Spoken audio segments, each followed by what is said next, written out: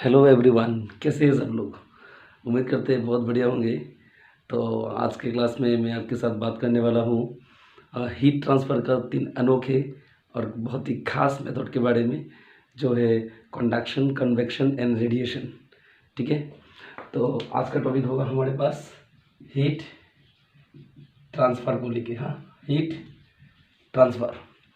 तो heat transfer में हम देखेंगे हमारे पास ऐसे 3 मेथड है जिससे हम कर सकते हैं क्या, हीट को ट्रांसफ़र। वो 3 मेथड कौन कौन से हैं? तो जो पहला मेथड है वो होगा कंडक्शन, ठीक है, और जो दूसरा मेथड है वो है कन्वेक्शन, ठीक है, और फाइनली जिसके बारे में हम बात करेंगे वो होगा रेडिएशन। ठीक है, तो 11 में हम लोग सिर्फ कंडक्शन, रेडिएशन इसके बारे में ही पढ़ेंगे।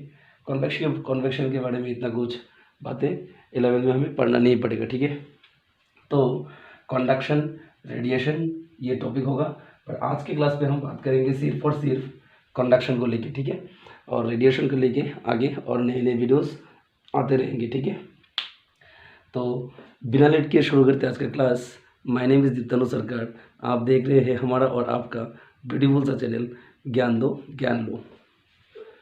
तो चलिए शुरू करते हैं।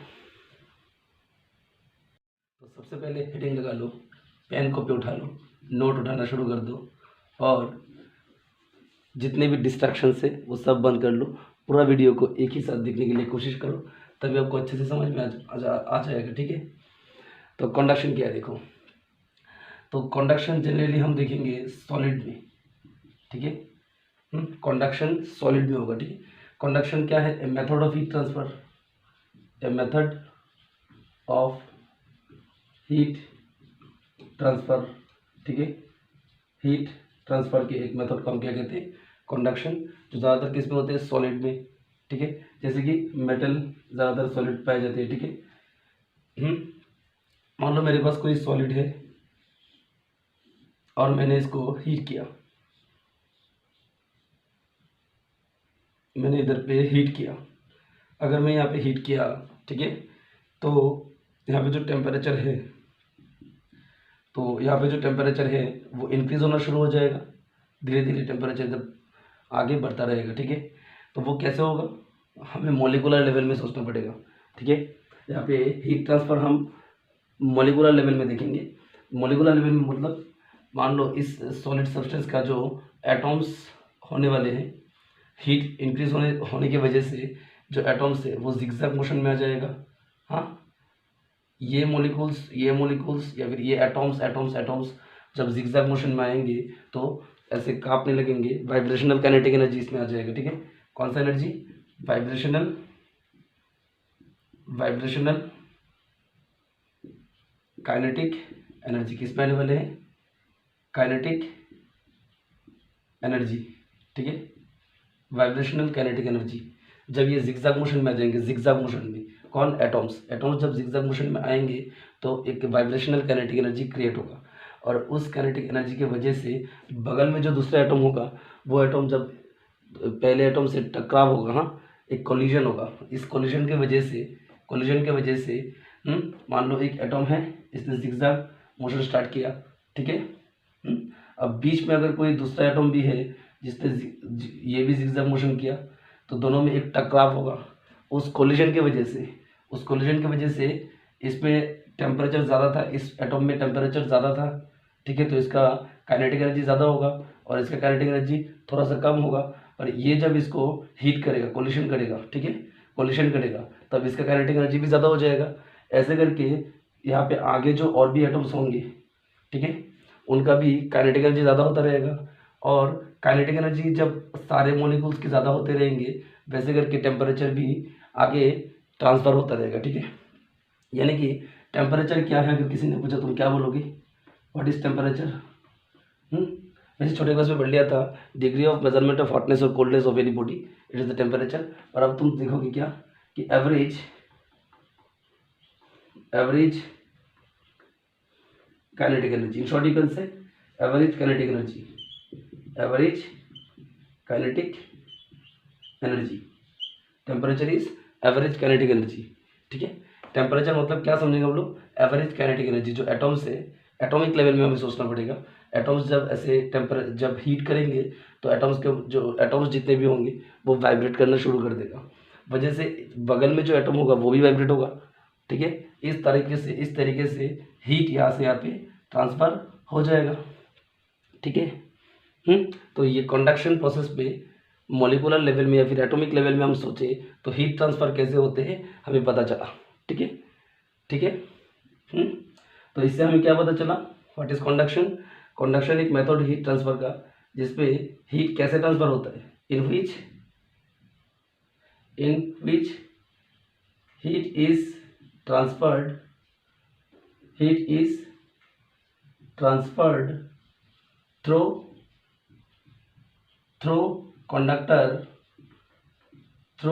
conductor by molecular collision heat transfer होगा पर कैसे, बाय मॉलिकुलर कोलिजन, ठीक है। कंडक्टर में जो छोटे छोटे पार्टिकल्स, छोटे छोटे एटम्स है, छोटे छोटे मॉलिक्यूल्स है, उनके कोलिजन की वजह से हीट ट्रांसफर हो जाएगा, ठीक है।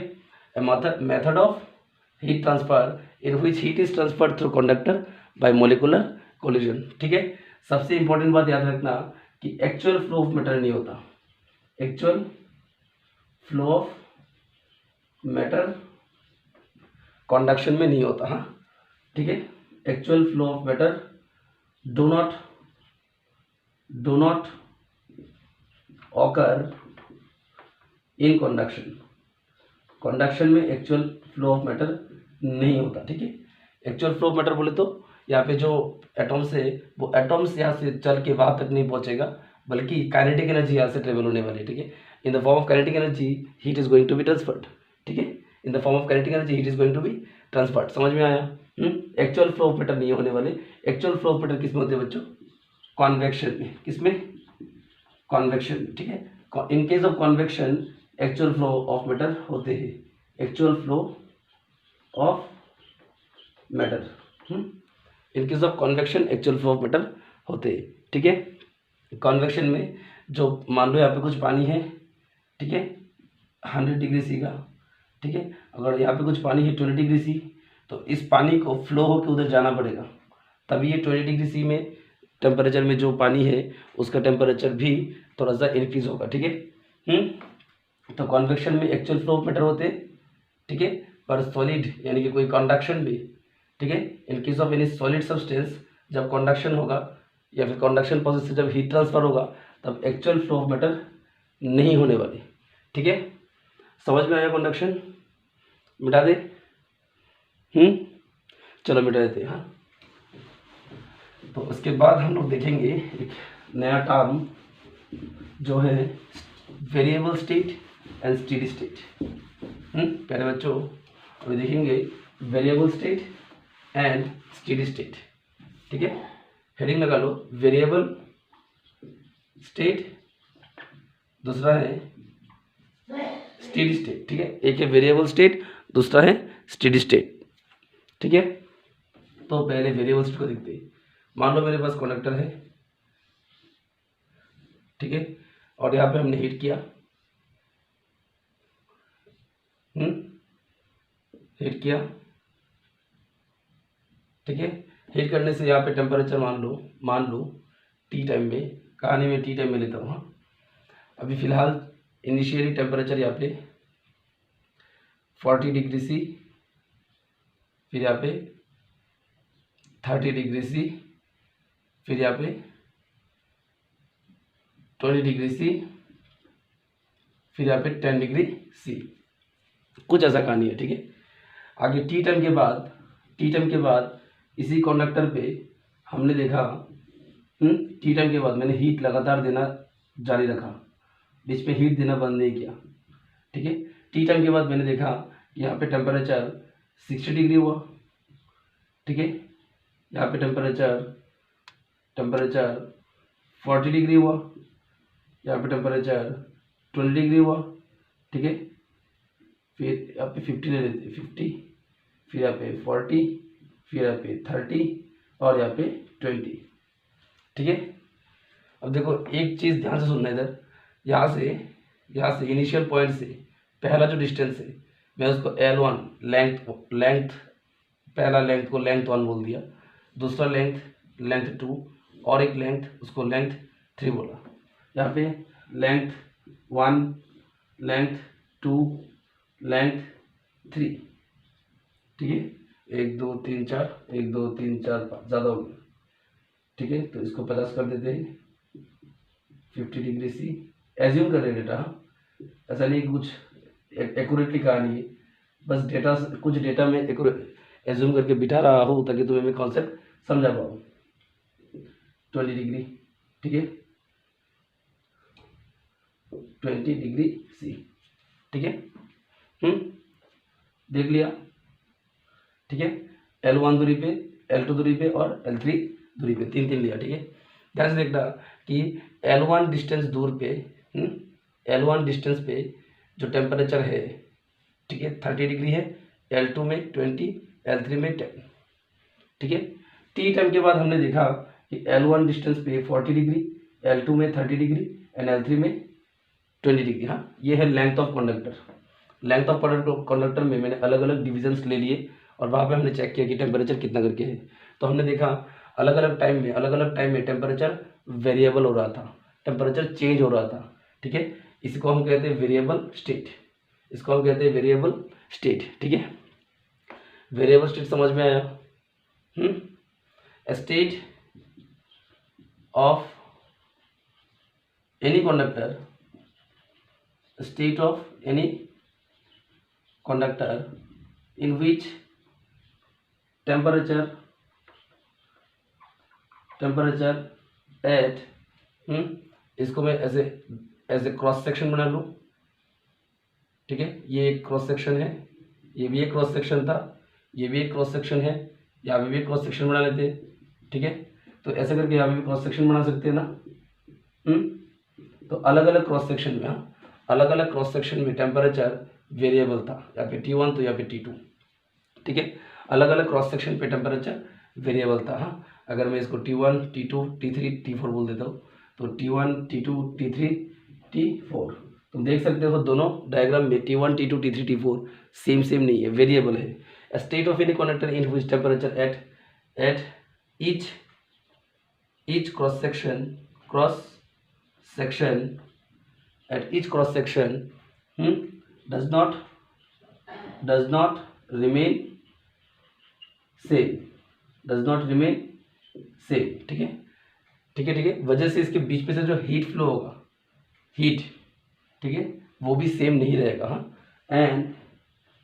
एंड हीट फ्लोज थ्रू या फिर across each cross section is different, ऐसे स्टेट को हम कहते हैं state of any conductor in which temperature at each cross section does not remain same and heat flows across each cross section is different. इस state को हम कहते हैं, इस तरह का स्टेट को हम कहते हैं वेरिएबल स्टेट, ठीक है। बस कुछ नहीं, ये टर्म तुम्हें समझना है कि क्या कहानी है इसमें, ठीक है। समझ में है वेरिएबल स्टेट? ऐसा नहीं कि ये बहुत ही कुछ इंपॉर्टेंट चीज़ें हैं, बस इस कॉन्सेप्ट को तुम्हें समझना है, क्योंकि आगे जाके तुम्हें पता चलेगा जितने भी न्यूमेरिकल हमें मिलेगा वो स्टेडी स्टेट के ऊपर मिलने वाले हैं, वेरिएबल स्टेट के ऊपर कोई क्वेश्चन नहीं सेटअप होता, ठीक है। चाहे वो एंट्रेंस हो, चाहे वो स्कूल लेवल हो, और अगर तुमने बुक पढ़ लिया, बुक में भी ऐसे ही मिलेगा, ठीक है। वेरिएबल स्टेट जो है उसे हमें समझना इसलिए है ताकि हम स्टेडी स्टेट को समझ पाए, स्टेडी स्टेट को आसानी से समझ पाए, ठीक है। पर सारे क्वेश्चन स्टेडी स्टेट से आते हैं। वेरिएबल टेम्परेचर में तुम कैसे सॉल्व करोगे बोलो? अलग अलग जगह में टेम्परेचर सेम नहीं है, ठीक है। तो मिटा दो इसको, उठा लिया, 1 2 3 4, बच्चे मचाए जोर से शोर, 1 2 3 4, बच्चे मचाए जोर से शोर। तो चलो स्टेडी स्टेट को लेते हैं अभी। स्टेडी स्टेट क्या है? तो कहानी वही है, कंडक्टर मेरे पास था, ठीक है, कंडक्टर मेरे पास था, उस वही कंडक्टर को मैं हीट कर रहा था, ठीक है, कॉन्टिन्यूसली, अभी भी मैं हीट कर रहा हूँ कॉन्टिन्यूसली, हीट करना बंद नहीं किया था। वजह से क्या हुआ, कुछ देर के बाद यहाँ पे 100 डिग्री टेम्परेचर हुआ। मान लो इसके अंदर से वाटर भेजा मैंने, ठीक है, और हमें बताया कि वाटर 100 डिग्री के बाद और टेम्परेचर एब्जॉर्ब नहीं करने वाला, और बाकी अगर टेम्परेचर हीट अगर उसको अप्लाई किया तो वो टेम्परेचर को आगे बढ़ाता रहेगा, ठीक है। मान लो यहाँ पे 100 है, यहाँ पे 80 डिग्री सी, यहाँ पे 40 डिग्री सी, और यहाँ पे 20 डिग्री सी, ठीक है भाई। हमने देखा टी टाइम के बाद कहानी कुछ ऐसा हुआ, टी टाइम के बाद कहानी कुछ ऐसा हुआ, लगातार हमने हीट जारी रखा, वेरिएबल स्टेट से हीट देना शुरू किया था, ठीक है, वेरिएबल स्टेट में से हीट देना शुरू किया था, अभी भी मैं हीट दे रहा हूँ। हाँ, एक टाइम है यहाँ पे, एक टाइम के बाद यहाँ पे 100 डिग्री पहुँचेगा, ठीक है, यहाँ पे 80 डिग्री है, यहाँ पे 40 डिग्री है, और यहाँ पे 20 डिग्री है। ध्यान से देखना, L1 L2 L3, ठीक है, L2 L3, ठीक है। तो इस बार अगर हम ध्यान से देखें इस बात को कि पर्टिकुलर कोई डिस्टेंस पे, पर्टिकुलर कोई इक्वल डिस्टेंस पे, यहाँ पे L1, यहाँ पे भी L1, यहाँ पे L2, यहाँ पे L2, तो डिस्टेंस सेम रहा, ठीक है। पर्टिकुलर इक्वल डिस्टेंस के बाद जो टेम्परेचर है आफ्टर सम टाइम कांस्टेंट हो जाने वाली है, ठीक है। जैसे यहाँ पे L1 डिस्टेंस पे देखो, टी टाइम से पहले L1 डिस्टेंस पे 80 डिग्री सेंटीग्रेड टेम्परेचर था, टी टाइम के बाद L1 डिस्टेंस पे 80 डिग्री है, there is no change in temperature, ठीक है। L2 डिस्टेंस पे 40 डिग्री था, अभी L2 डिस्टेंस पे 40 डिग्री ही रहा, L3 डिस्टेंस पे 20 डिग्री था, तो L3 डिस्टेंस पे भी 20 डिग्री ही रहा, तो यानी कि टेम्परेचर में कोई चेंज नहीं हुआ, ठीक है। टी टाइम के बाद भी हमने ये चेक करके देखा कि टेम्परेचर में कोई चेंज नहीं हुआ, यानी कि इस बार अलग अलग जो क्रॉस सेक्शन है पर वो इक्वल डिस्टेंस पे होना जरूरी है, ठीक है। इस बात को ध्यान से रखना, इक्वल डिस्टेंस पे होना जरूरी है। अलग अलग क्रॉस सेक्शन से क्रॉस सेक्शन पे इस बार टेम्परेचर क्या हो गया, कांस्टेंट, टेम्परेचर कांस्टेंट हो गया, ठीक है। और हीट इसमें से क्या पास होने वाले हैं, सेम, हीट इसमें से क्या पास होने वाले हैं, सेम, ठीक है। तो इसको हम कैसे डिफाइन करें, state of any conductor in which temperature, in which on applying continuous heat, on applying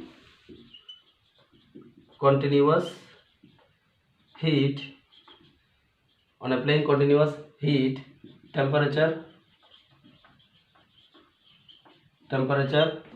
at each cross section remain constant. At each cross section temperature remain constant,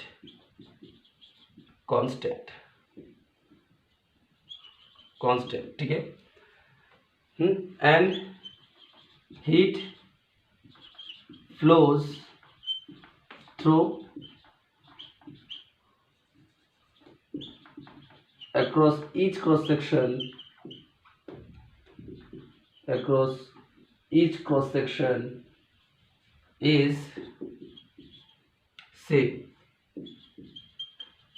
is called steady state। तो क्या है steady state, समझ में आया। हाँ, कोई भी conductor का ऐसा स्टेट जिसमें लगातार तुम अगर हीट अप्लाई करो तब भी temperature at each cross section में क्या हो जाए, कांस्टेंट हो जाए, एंड हीट कंडक्टर के अंदर से जो फ्लो होगा हर एक क्रॉस सेक्शन से सेम हीट फ्लो होने वाला है, ठीक है। हर एक क्रॉस सेक्शन से सेम हीट फ्लो होने वाला है, ठीक है।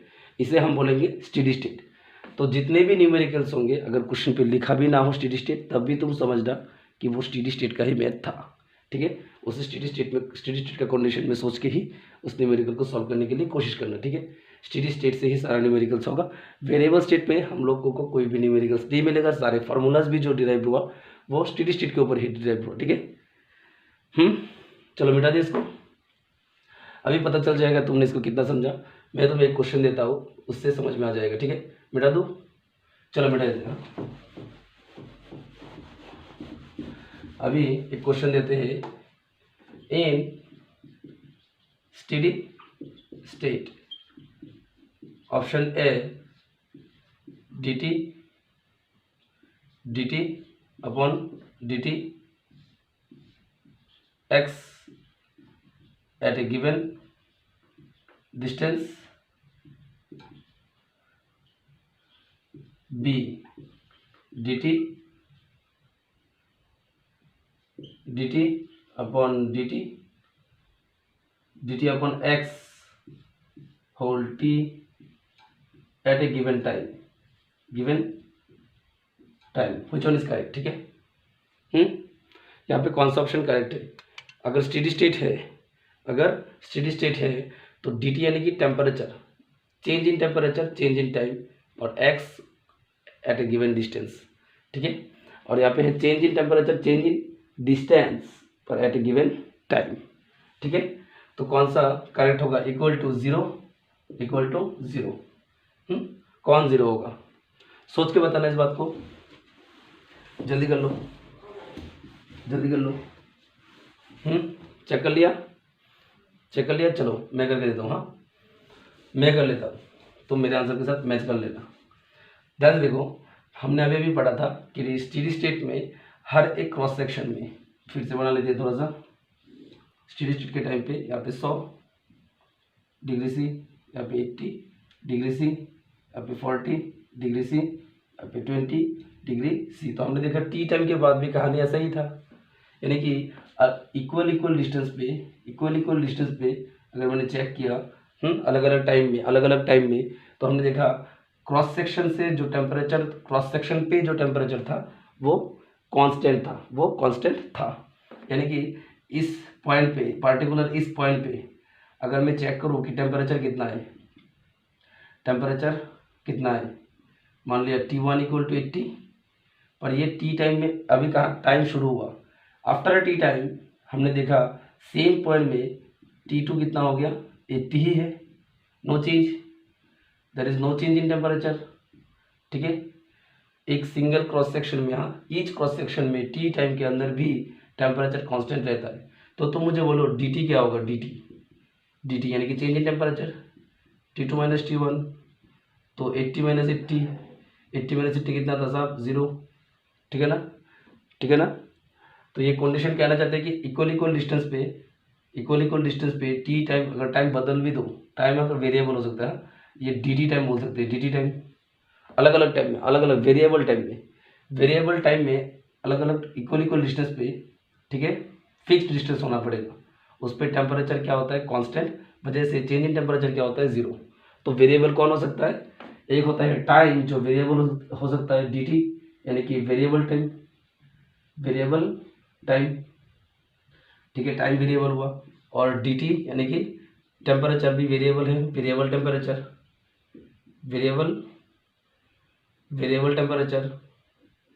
या फिर चेंज इन टेम्परेचर, एक ही बात है, चेंज इन टेम्परेचर, और वहाँ पे है चेंज इन टाइम भी बोल सकते हो। तो अगर टाइम चेंज हुआ तो टेम्परेचर 0 होगा, चेंज इन टेम्परेचर 0 होगा, टेम्परेचर नहीं, चेंज इन टेम्परेचर 0 होगा। ठीक है, पर डिस्टेंस फिक्स्ड होना जरूरी है। हाँ, डिस्टेंस चेंज नहीं हो सकता, वेरिएबल डिस्टेंस में नहीं बोल रहा हूँ। ठीक है, तो अभी इसको चेक करो कौन सा सही होगा।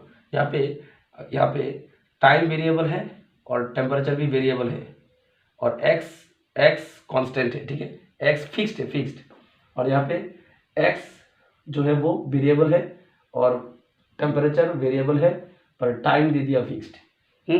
तो हमारे इस कहानी में जो डिस्टेंस था वो वेरिएबल नहीं था, वो फिक्स्ड था। जैसे मैं बोलूँ L1 डिस्टेंस पे जो टेम्परेचर है 80, अगर मैं L1 प्लस इधर पे लूँ, यहाँ पे L1 प्लस 1 ले लिया, इतना जगह मान लो 1 है, L1 प्लस 1, तो वहाँ पे 80 नहीं होगा, वहाँ पे कुछ और ही टेम्परेचर होगा। ठीक है, वहाँ पे अगर अब इस पॉइंट पे टी टाइम के बाद तो सेम होगा, लेकिन दो पॉइंट अलग अलग पॉइंट में टेम्परेचर सेम नहीं होता है। ठीक है, अलग अलग पॉइंट में टेम्परेचर सेम नहीं होता है। समझ में आया? तो कौन सा ऑप्शन करेक्ट होगा?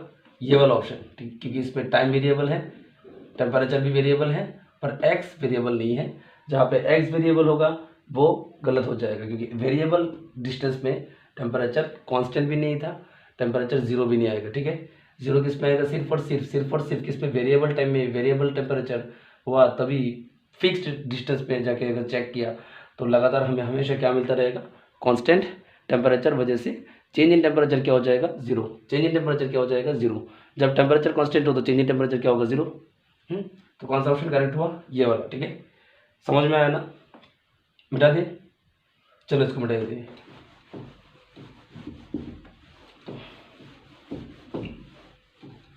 तो प्यारे बच्चों, अभी हम देखेंगे एक्सप्रेशन। देख लो, मान लो मेरे पास कोई कंडक्टर है, ठीक है, ये मेरा कंडक्टर है, प्यारा सा कंडक्टर। यहाँ पे टेम्परेचर है T1, यहाँ पे टेम्परेचर है T2, ठीक है। यहाँ से हीट पास हुआ Q, ठीक है, Q हीट है, ठीक है। तो मैं कहना चाहता हूँ कि अगर इसका एरिया A हुआ, ठीक है, और T टाइम के बाद इसका लेंथ अगर L है, ठीक है, तो T टाइम में इसमें से कितना हीट फ्लो हो जाएगा, ठीक है। T टाइम में इसमें से कितना हीट फ्लो होने वाला है, ठीक है। समझ गए? ये कंडक्टर है तो हीट फ्लो होगा, तो हीट T टाइम में कितना फ्लो होगा? अगर दो टर्मिनल में टेम्परेचर क्या हो? T1 T2, area of cross section क्या हो? A, ठीक है। तो ऐसी सिचुएशन पे हम क्या देखें? बाय एक्सपेरिमेंटली, इस सिचुएशन पे by experimentally it is found that जो amount of heat flows through conductor in time t, ठीक है, in time t is given by ऐसा देखा गया कि कितना हीट होगा। क्या होता है देखते हैं कि जो amount of heat is directly proportional to area of cross section of conductor, ठीक है, ऑफ कंडक्टर। ये पहला पॉइंट है। तो यहाँ से क्या पता चला? हीट जो है, हीट Q, हीट का सिंबल क्या है? Q, ठीक है। Q is directly proportional to area of conductor, ठीक है, area of cross section of conductor. ये पहला इक्वेशन हमें मिला। ये सब एक्सपेरिमेंटली मिला, ठीक है, प्रैक्टिकली नहीं। तो नेक्स्ट है कि amount of heat is directly proportional to directly TLY, proportional, हाँ, प्रोपोर्शनल स्पेलिंग तो ऊपर है ही, proportional to change in temperature,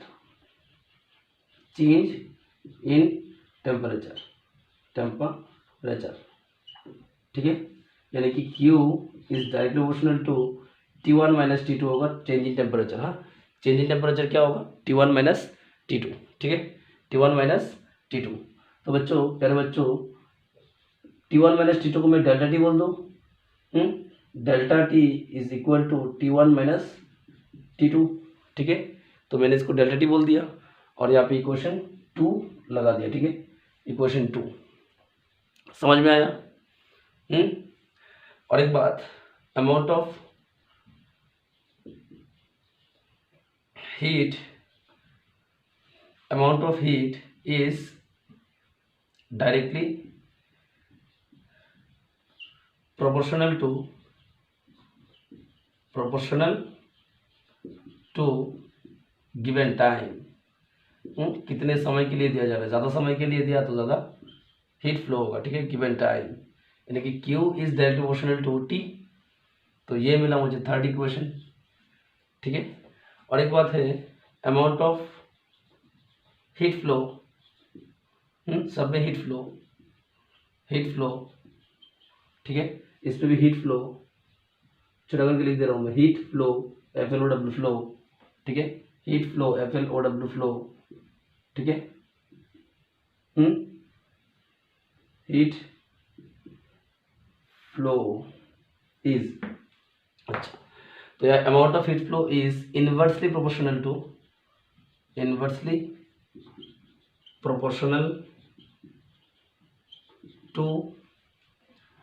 length of conductor,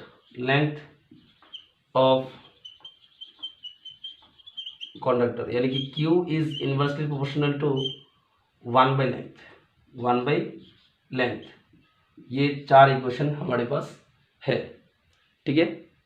हमने कहा हमारे पास एक कंडक्टर है, इसका एक टर्मिनल में टेम्परेचर T1, दूसरे टर्मिनल में टेम्परेचर T2, हीट यहाँ से फ्लो हुआ Q, लेंथ इसका था L, area of cross section था A। तो T टाइम में यहाँ से कितने हीट फ्लो होने वाले हैं, तो हमने देखा amount of heat flows through the conductor in time T is given by, तो हमने एक्सपेरिमेंटली इस बात को देखा कि amount of heat is directly proportional to the area of cross section, ठीक है। Amount of heat flow is directly proportional to the change in temperature, ठीक है, and amount of heat flow is directly proportional to the time, and amount of heat flow is inversely proportional to length of the conductor, ठीक है। यानी कि area of cross section ज़्यादा होने से heat ज़्यादा होगा, एरिया ऑफ क्रॉस सेक्शन अगर कम हुआ तो हीट कम होगा, इसी का मीनिंग क्या है, डायरेक्टली प्रोपोर्शनल। अगर चेंज इन टेम्परेचर ज़्यादा है तो हीट ज़्यादा फ्लो होने वाला है, चेंज इन टेम्परेचर कम है तो हीट कम फ्लो होने वाला है, ठीक है। समझ में आया, मतलब यहाँ पे ज़्यादा टेम्परेचर, यहाँ पे कम टेम्परेचर तो ज़्यादा हीट फ्लो हो जाएगा, ठीक है। यहाँ पे ज़्यादा टेम्परेचर, यहाँ पे कम टेम्परेचर तो ज़्यादा हीट फ्लो हो जाएगा, ठीक है। और ज़्यादा समय तक अगर इसको हीट करता रहा तो ज़्यादा हीट यहाँ पे फ्लो हो जाएगा, ठीक है। और लेंथ जितना ज़्यादा होगा हीट इतना कम फ्लो हो पाएगा, उतना दूर तक वो हीट पहुँच नहीं पाएगा। लेंथ छोटा है तो हीट फ्लो कर लेगा ज़्यादा, ठीक है। समझ में आया। इन 4 इक्वेशन को अगर मैं कंबाइन कर दूँ तो प्यारे बच्चों एक नया इक्वेशन मिलता है मुझे, ये मिटा दूँ, ऊपर लिखते हैं on combining equation 1, 2, 3 and 4 we get, चारों इक्वेशन को मिलेगा हमें क्या मिलता है, हमें मिलता है Q is directly proportional to A delta T, ठीक है, divide by L into T, ये मिला, A delta T into T divide by L, ठीक है। ये तीनों इक्वेशन डायरेक्टली प्रोपोर्शनल था इसलिए ऊपर है, और ये सिर्फ इन्वर्सली था तो ये नीचे है, ठीक है। अब इस प्रोपोर्शनलिटी सिंबल को हमें बहुत नफरत, तो फिजिक्स में हम लोग क्या करते हैं, इस प्रोपोर्शनलिटी सिंबल को हटाने के लिए हम यहाँ पे इक्वल टू साइन देते हैं, ठीक है। तो इक्वल टू देकर हम क्या लिखेंगे, कांस्टेंट कौन आया, K A delta T upon L into T, ठीक है। तो एक प्यारा सा फॉर्मूला हमें मिला यहाँ से हीट फ्लो का, ठीक है। हीट कितना है, K A delta T upon L into T, ठीक है। समझ में आया, मिटा दो, चलो मिटा देते हैं, चलो। तो हमें क्या मिल गया, Q इक्वल टू क्या मिल गया, Q equal to K A delta T upon L into T, ठीक है, देख लिया। चलो अभी देखते हैं हीट करंट क्या है, हीट करंट ये क्या है, हीट करंट। तो प्यारे बच्चों हीट करंट होते हैं rate of heat flows through a conductor, rate of heat flow through a conductor is called heat current, अच्छा फिजिक्स में अगर रेट लिखा हो, रेट का मतलब होता है 1 अपॉन टाइम, ठीक है। रेट का मतलब होता है 1 अपॉन टाइम। तो यहाँ पे हीट करंट के लिए हम लोग सिंबल यूज करने वाले हैं H is equal to heat flows, heat के लिए हम लोग सिंबल यूज करते हैं Q, एंड रेट हुआ तो नीचे टाइम, ठीक है। तो H equal to Q upon T, Q क्या है हीट फ्लो, T क्या है time, with respect of time, with respect of time कितना हीट फ्लो हुआ कोई कंडक्टर से, इसे हम क्या बोलेंगे, हीट करंट। ठीक है, तो फिर बच्चों हीट का भी यहाँ पे फॉर्मूला मिल गया था। क्यू की जगह में क्या लिख सकते हैं, के ए डेल्टा टी, इसके नीचे एल इंटू टी, साथ में इधर पे था टी, टी कैंसिल, तो यहाँ से फॉर्मूला आया नया के A delta T upon L, तो ये और एक फार्मूला हमें यहाँ से मिला। समझ में आया? समझ में आया? और यहाँ से जो के मिला, ठीक है, ध्यान से देखना, इस फॉर्मूला में जो के है, के उसे हम कहते हैं थर्मल कंडक्टिविटी। क्या कहते हैं? Thermal conductivity, thermal conductivity. अब ये थर्मल कंडक्टिविटी कितना है, अगर मैं क्या को इधर रख के एल को इधर भेज दूँ तो Q इंटू एल होगा, फिर ए डेल्टा टी टी, ये सब का सब इंटू में है, इधर आने से क्या होगा, डिवाइड, इस साइड में आने से क्या होगा, डिवाइड, तो मैं ऐसे लिख दूँ ए डेल्टा टी छोटा टी, ठीक है, ए डेल्टा टी छोटा टी, ठीक है। और अगर मैं ऐसा कर दूँ के इक्वल टू क्यू का ऐसा यूनिट क्या होगा, जूल, लेंथ के लिए मीटर, एरिया के लिए मीटर स्क्वायर, सबका ऐसा यूनिट में मीटर हो, ठीक है। और डेल्टा टी के लिए डिग्री सी, और टाइम के लिए सेकेंड। तो 1 मीटर 2 मीटर, यहाँ पे 2 मीटर है तो 1 मीटर कैंसिल, तो बचा ओनली 1 मीटर। तो फाइनली क्या बचा, J upon M degree C और साथ में सेकेंड, ठीक है। तो बच्चों ये पता होना जरूरी है कि watt equal to joule upon second. हाँ, watt equal to joule upon second, ठीक है, जूल अपॉन सेकेंड। यहाँ पे क्यू क्या था, क्यू क्या था, हीट, और हीट के लिए ऐसा यूनिट क्या होते हैं, ऐसा यूनिट जूल, हीट के लिए ऐसा यूनिट क्या होती है, जूल। तो इसलिए जूल अपॉन सेकंड को हम क्या बोलते हैं, वाट, जो हमने क्लास 10 में पावर में पढ़ लिया था, ठीक है। तो इसलिए आप क्या बिठा सकते हैं, K equal to W, joule पर सेकंड को डब्ल्यू बोल दिया, और नीचे एम डिग्री सी, ठीक है। ये होता है ऐसा यूनिट ऑफ थर्मल कंडक्टिविटी, ठीक है। अब हीट करंट क्या था, H equal to Q T, Q बटे T, H equal to Q के लिए हम क्या लिखेंगे, जूल, और टाइम के लिए क्या लिखेंगे हम लोग, सेकेंड। तो एच का, और जूल पर सेकेंड को हम वाट भी कह सकते हैं। तो हीट करंट को हम लोग वाट से समझाते हैं, ठीक है। तो समझ में आया? चलो मिटा देते हैं। हाँ, देख लिया, चलो मिटा देते हैं। हाँ, तो हमें क्या क्या फॉर्मूला मिला देख लिया। तो एक फार्मूला है K A delta T upon L, और दूसरा फार्मूला एच का मिला, वो है K A delta T upon L, ठीक है, K A delta T upon L, ठीक है। तो एच का और एक फार्मूला भी क्या मिला, H equal to delta T, H equal to Q by T, ठीक है। अब तक हमें ये 3 फार्मूला मिला है। तो चलो एक न्यूमेरिकल करते हैं, ठीक है, प्यारा सा नन्ना सा मुन्ना सा न्यूमेरिकल। मान लो मेरे पास एक सॉलिड है, कॉपर क्यूब, एक कॉपर क्यूब है, ठीक है, एक कॉपर क्यूब है, ठीक है, कॉपर क्यूब के फेस, ठीक है, 2 फेस लिए मैंने। हाँ, ठीक है। तो copper cubical block has edges 10 centimetre. इसका एज कितना है, 10 सेंटीमीटर। एजेस यानी कि साइड कितने हैं, 10 सेंटीमीटर। हाँ, बाहु जिसे कहते हैं, 10 सेंटीमीटर। समझ में आया? और हमसे पूछा कि if K C U equal to 400 W पर एम डिग्री सी, ठीक है, M degree C, find the rate of heat flow through cubical block, ठीक है, क्यूबिकल ब्लॉक से हीट कितना फ्लो होने वाला है with respect of time, time के अनुसार। ठीक है, साथ में ये भी बोल दिया कि temperature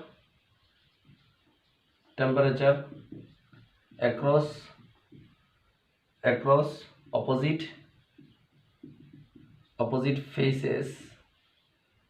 faces are 100 degree C and 0 degree C respectively. ठीक है, मान लो यहाँ पे 100 डिग्री है, यहाँ पे 0 डिग्री है, एज शोन इन फिगर, ये भी लिख देते हैं एज शोन इन फिगर। ठीक है, चित्र में जैसे दिए गए हैं वैसे हमें सोचना है। हाँ, यहाँ पे मैंने डायग्राम भी दिया तो डायग्राम के अकॉर्डिंग करना है। ठीक है, कर लोगे? चलो मैं मौका देता हूँ तुम्हें, 1 2 3 4। सबसे पहले आप इसको वीडियो को पॉज कीजिए, उसके बाद इसको सॉल्यूशन कीजिए, फिर मेरे साथ मिलाइए। ठीक है, मैं करने जा रहा हूँ। ठीक है, सबसे पहले देखो H equal to K A delta T upon L. ठीक है, K A delta T upon L. यहाँ पे के का जो वैल्यू दिया वो मीटर में है, हाँ, पर यहाँ पे जो एज दिया वो सेंटीमीटर में है। ठीक है, तो एज को सही कर लेंगे। के का वैल्यू कितना होगा 400 into area of cross section.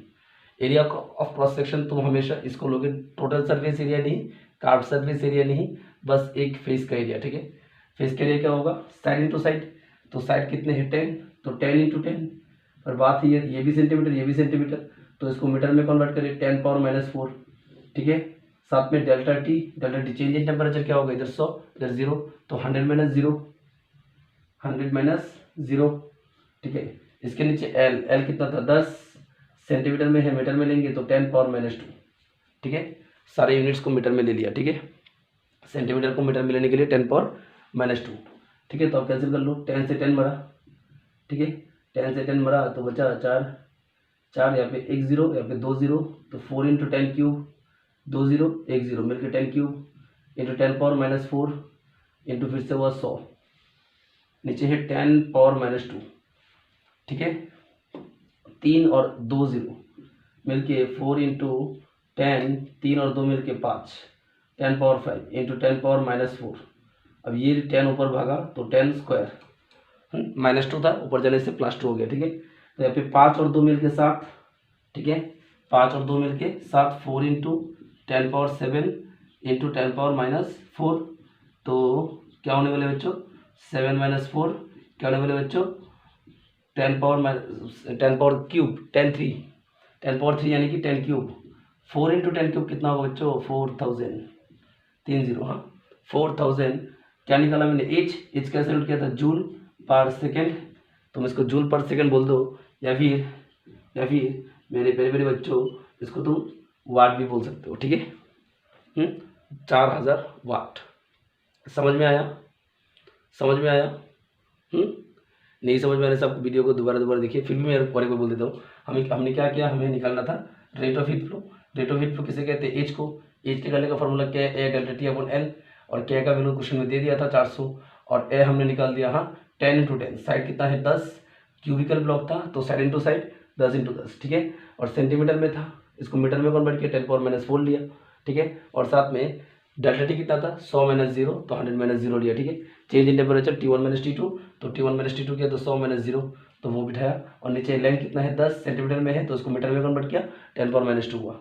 उसके बाद कटम किया तो फाइनली आंसर कितना आ गया 4000 वाट। समझ में आया? चलो मिटाई दे इसको,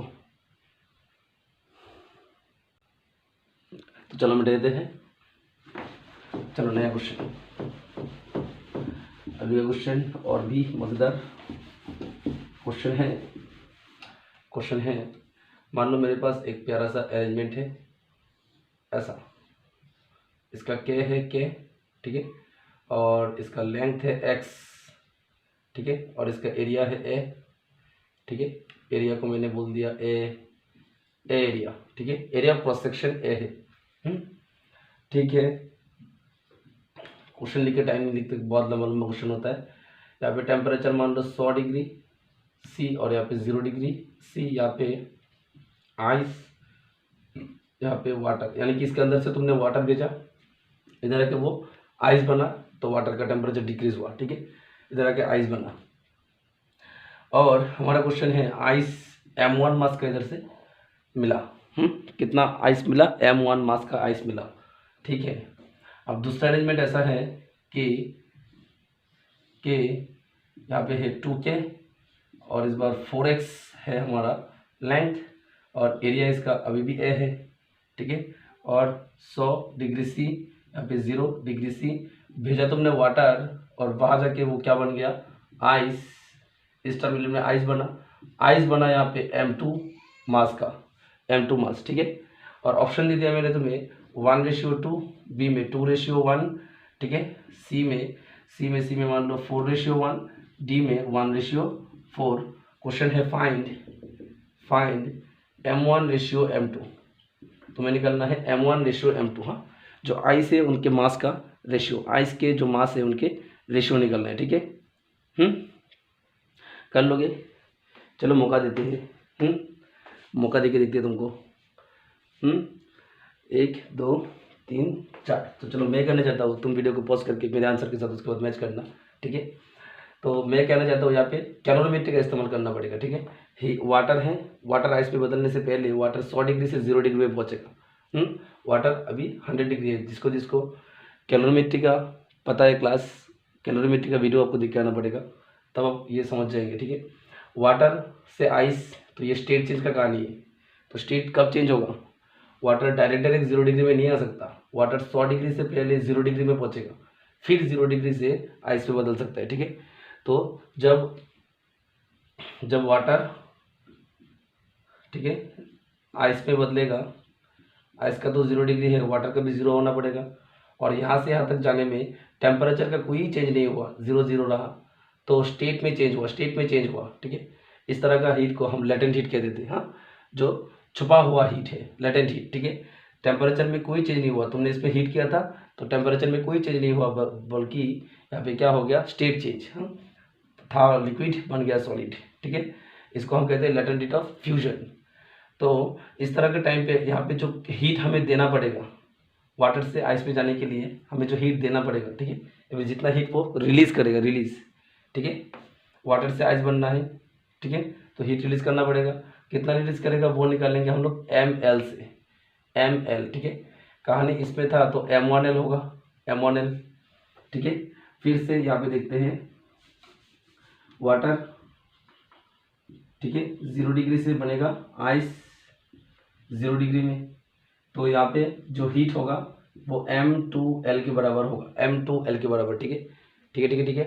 और हमें पता है H = Q/T, तो T को इधर भेज दो तो Q क्या मिला, Q = H × T, Q = H × T, ठीक है।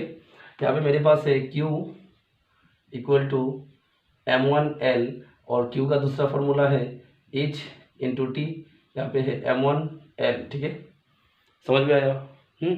और H मतलब क्या था, Ka∆T/L, Ka∆T/L, तो K का तो K ही है, H का वैल्यू इधर लिख लेते हैं, K का K, ठीक है।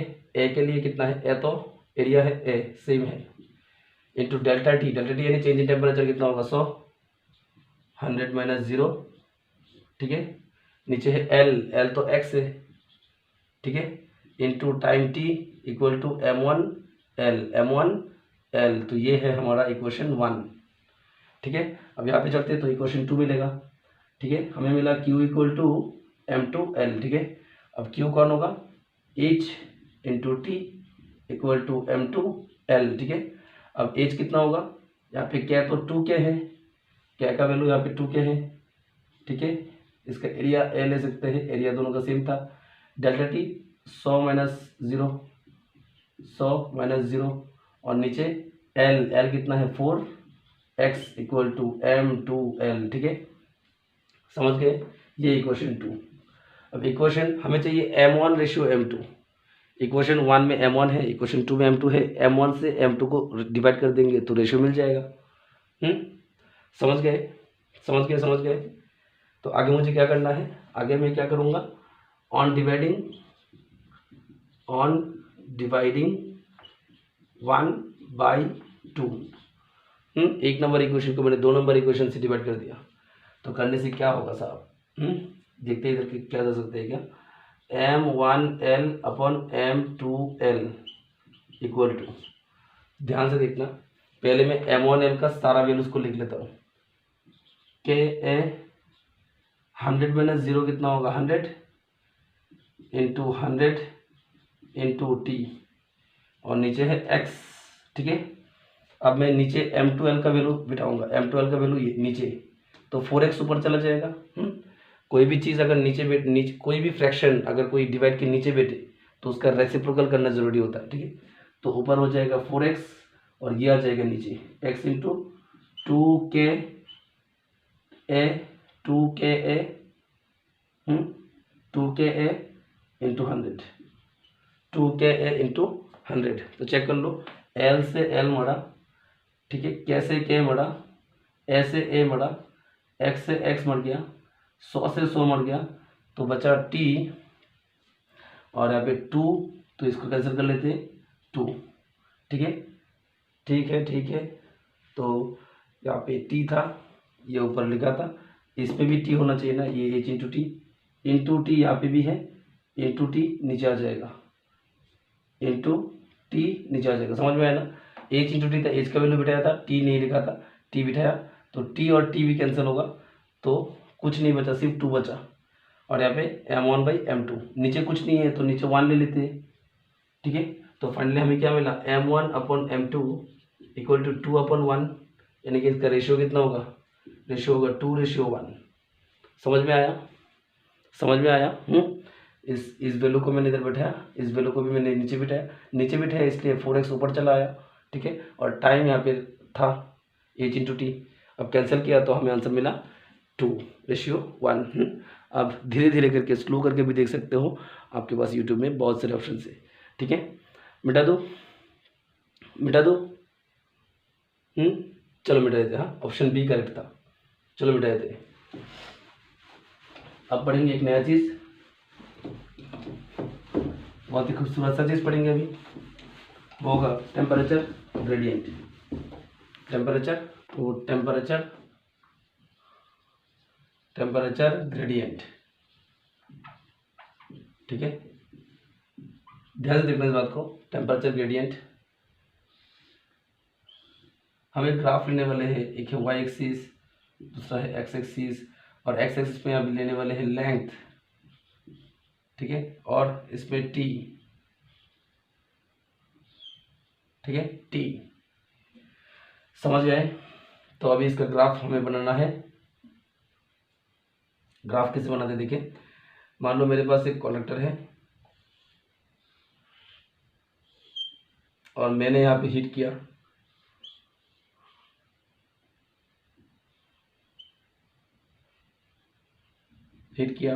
वजह से यहाँ पे टेम्परेचर हुआ 100, फिर 80, फिर 40, फिर 20, ठीक है, डिग्री सी। तो अगर मैं इसको ऐसे दिखाऊँ कि ये 100 था, तो 80 कैसा होगा, ऐसा 40, 20, ठीक है।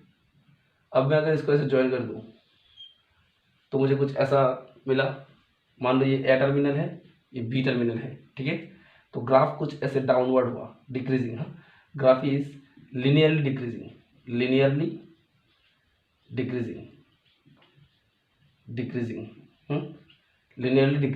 यानी कि ग्राफ कुछ ऐसा हुआ, ठीक है, लिनियरली डिक्रीजिंग।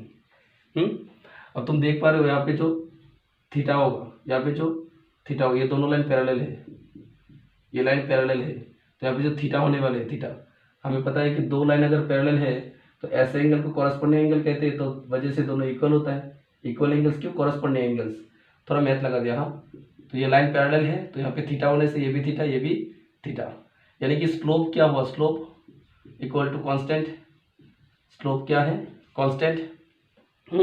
और इस ग्राफ का जो स्लोप है, उस स्लोप को हम क्या बोलते हैं, tan थीटा, यानी कि tan थीटा में कौन आएगा, परपेंडिकुलर बाई बेस, तो परपेंडिकुलर कौन है, dt, और बेस पे कौन है, dl, ठीक है, equal to constant, dt upon dl equal to constant, dt upon dl equal to constant.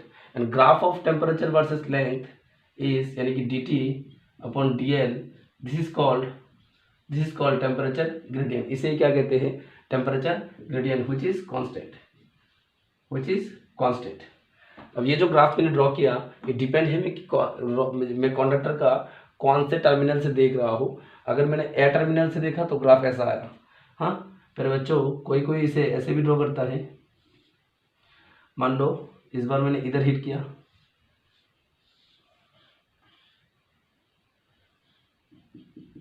ठीक है, इधर पे हिट किया। इधर हिट करने से क्या होगा? यहाँ पे 100, यहाँ पे 80, यहाँ पे 40 और यहाँ पे 20। ठीक है, ग्राफ कुछ ऐसा हुआ।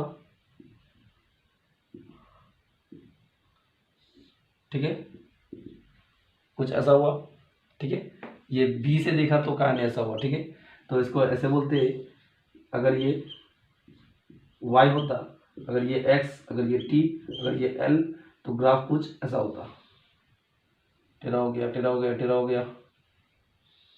ठीक है, कुछ ऐसा होता। ठीक है, समझ गए? डिपेंड में किस एंगल से देख रहा हूँ। हाँ, और हमेशा याद रखना, ये जो कहानी मैं बोल रहा हूँ पूरा का पूरा स्टेडी स्टेट का कहानी है। हाँ, स्टेडी स्टेट में ही ऐसा पॉसिबल हो सकता है। ठीक है, steady state, in steady state temperature versus length का जो ग्राफ है वो कुछ ऐसा होने वाले हैं कि स्लोप उसका कांस्टेंट होगा, dt अपॉन dl कांस्टेंट होगा। dt अपॉन dl को हम क्या कहते हैं? Temperature gradient. dt upon dl को हम लोग क्या कहते हैं? Temperature gradient. समझ में आया? समझ में आया? चलो मिटाते हैं। तो जो टेम्परेचर ग्रेडियंट पे हमने ये देखा कि टेम्परेचर ग्रेडियंट किसे कहते हैं?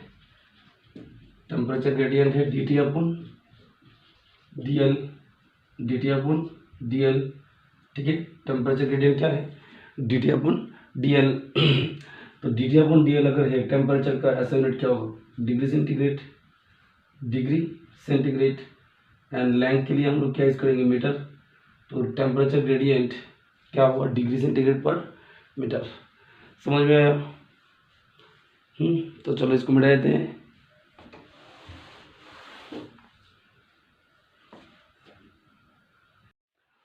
तो इस वीडियो में हम इतना ही बात करेंगे। तो आगे और एक नया वीडियो आएगा इसके ऊपर, जिसपे हम बात करेंगे सीरीज एंड पैरेलल कॉम्बिनेशन के बारे में।